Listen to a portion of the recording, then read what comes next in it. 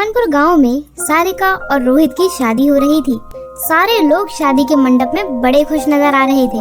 जैसे तैसे सारिका और रोहित की शादी हो जाती है। तभी रोहित के पास सारिका की चाची की लड़की इशिता आ जाती है, जो कि एक मॉडल होती है। क्या बात है जीजू, आज तो कयामत ढा रहे हो। मन तो कर रहा है आपको लेकर अभी शादी के मंडप से भाग जाओ। क्या साली साहिबा कुछ भी बोलती है? हाँ? तभी सारिका की विदाई का समय आ चुका था और रोहित इशिता के पास से सारिका के पास चला जाता है। जाओ जाओ रोहित, पर एक दिन मैंने भी तुम्हें अपना ना बना लिया ना, तो मेरा नाम भी इशिता नहीं। सारिका बहुत ही सीधी सादी और संस्कारी लड़की थी और इशिता वो तो पहले दिन से ही रोहित की दीवानी बन चुकी थी। अब सारिका शादी करके रोहित के साथ उसके बड़े से घर में आ जाती है। रोहित की शादी होते ही रोहित के माता पिता 2 दिन बाद विदेश जा चुके थे। अब घर में केवल रोहित और सारिका ही थे। अब एक दिन, सारिका आज ना मेरा ऑफिस जाने का मन नहीं कर रहा है, मन कर रहा है बस तुम्हारे पास ही रहूं। अच्छा, रोज तो आप ऑफिस जा रहे थे, फिर अचानक आज क्यों आपका मन नहीं कर रहा है? तभी रोहित इशिता को पीछे से हक करके कहता है, सारिका 2 दिन से मम्मी पापा तो यहीं थे और मुझे तुम्हारे साथ टाइम बिताने का समय ही नहीं मिला। अब देखो हम दोनों के सिवा घर में कोई नहीं है, चलो ना कुछ रोमांटिक बातें करते हैं। तभी इशिता की आवाज आती है। वो वहीं उनके सामने दरवाजे पर खड़ी थी और इशिता ने हॉट कपड़े पहन रखे थे। कभी हमारे साथ भी रोमांटिक बातें कर लिया करो जीजू। इशिता को देखकर रोहित और सारिका घबरा जाते हैं और तभी रोहित सारिका को छोड़ देता है। अरे कंटिन्यू जीजू, कंटिन्यू प्लीज। अरे अब अपनी साली से कैसा शर्माना। अरे इशिता तुम कब आई? जब जीजू ने तुम्हें पीछे से हक किया था। सारिका मुझे ना कुछ काम याद आ गया, मैं आता हूँ, है ना? बाय। रोहित जैसे ही वहाँ से जाने लगता है तभी इशिता रोहित का हाथ पकड़ लेती है। अरे जीजू, आपकी साली घर है और आप घर से जा रहे हैं।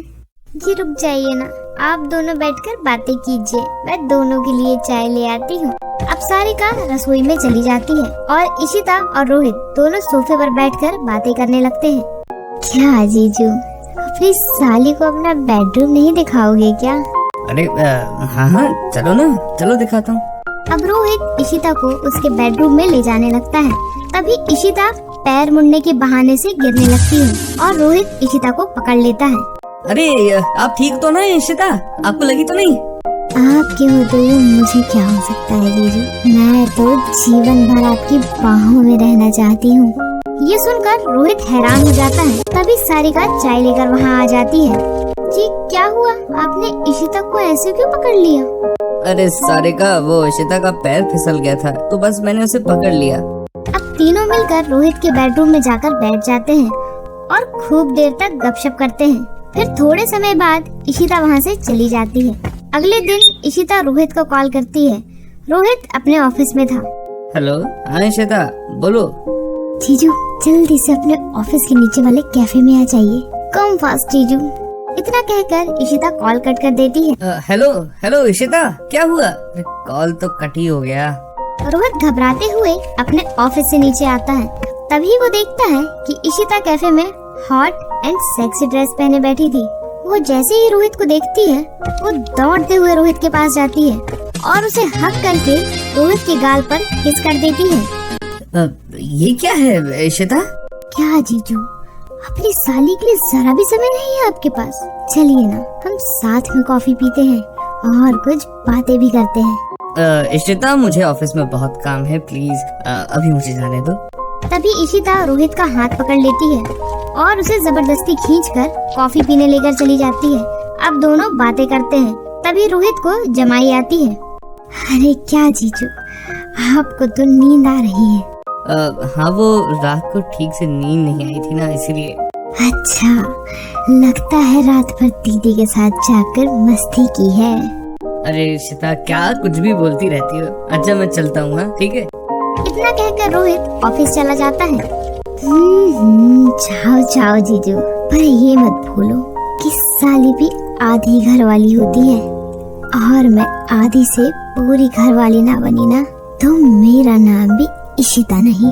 इशिता का पागलपन हद से ज्यादा बढ़ चुका था। अब इशिता रोज रोज इसी तरह रोहित से मिलती रही। उसके घर आकर रोहित से बात करने के बहाने ढूंढने लगती है। अब एक दिन संडे था। सारिका, मुझे ना तुमसे कुछ बात करनी है। हाँ बोलिए। सारिका, मुझे इशिता के इरादे कुछ ठीक नहीं लगते यार। इशिता मुझसे बात करने के बहाने ढूंढती रहती है। अब तो वो रोज ऑफिस में भी आने लगी है। जरा अपनी बहन को कुछ समझाओ, मुझे ये सब अच्छा नहीं लगता। अरे क्या आप भी, वो इशिता ऐसी ही है, वो पागल है। आप भी कहाँ उसकी नादानी को कुछ और समझ बैठे। अच्छा मैं मार्केट जा रही हूँ, आप आराम कीजिए। इतना कहकर सारिका मार्केट चली जाती है। तभी बाहर से इशिता सारिका को जाता हुआ देख लेती है। अरे वाह, आज तो ये बाहर जा रही है। इसका मतलब रोहित आज घर में अकेला है।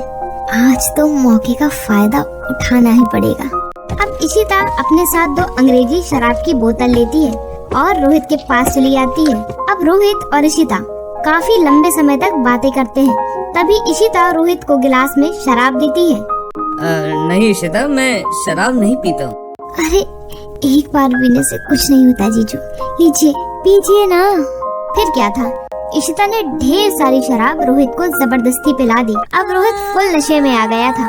रोहित, तुम केवल मेरे हो और आज मैं तुम्हारा और उस सारिका का रिश्ता तोड़ कर ही रहूंगी। मैं उस सारिका को तुम्हारे जीवन से हमेशा हमेशा के लिए निकाल दूंगी। अब मौके का फायदा उठाकर इशिता रोहित के साथ बेशर्मी वाली हरकतें करने लगती है। रोहित उसे बार बार रोकता रहा, पर इशिता ने रोहित की एक नहीं सुनी। आखिरकार सारिका घर आ जाती है और वो जैसे ही रोहित और इशिता को ऐसी हालत में देखती है, उसके होश उड़ जाते हैं। तभी इशिता रोने का नाटक करती है। देखो ना दीदी, जीजू नशे की हालत में मेरे साथ जबरदस्ती कर रहे थे। मैं उन्हें मना भी कर रही थी कि जीजू मैं इशिता हूँ, सारिका नहीं, पर वो नशे में मेरे साथ वो सब कर बैठे। नहीं सारिका, ये झूठ बोल रही है, ये झूठी है। मैं झूठ क्यों बोलूंगी दीदी, ये जीजू ने मेरे साथ बहुत गलत किया। तभी सारिका इशिता को एक जोरदार चांटा मार देती है। तुम झूठ बोल रही हो इशिता, मैं तुम्हारे इरादे बहुत पहले से समझ गई थी, पर मैं खामोश थी कि एक दिन तुम अपना ये पागलपन छोड़ दोगी। पर मुझे ये नहीं पता था कि तुम्हारा ये पागलपन इतनी बेशर्मी पर उतर आएगा। ये देखो ऊपर, इस घर में चारों ओर कैमरे लगे हुए हैं। तुम्हारी हर बेशर्मी वाली हरकत को मैंने अपने मोबाइल में अपनी आंखों से देखा है। निकल जाओ अभी के अभी मेरे घर से और दोबारा अपनी सूरत मत दिखाना। इशिता ये सब सुनकर घबरा गई और वो चुपचाप वहाँ से चली गई। उसके बाद इशिता ने रोहित का पीछा ही छोड़ दिया और ना ही वो कभी रोहित से मिलने गई। अब इधर सारिका और रोहित दोनों साथ में हंसी खुशी रहने लगे। वीडियो को लाइक करें और ऐसी ही मजेदार कहानियाँ सुनने के लिए चैनल को सब्सक्राइब करें। धन्यवाद।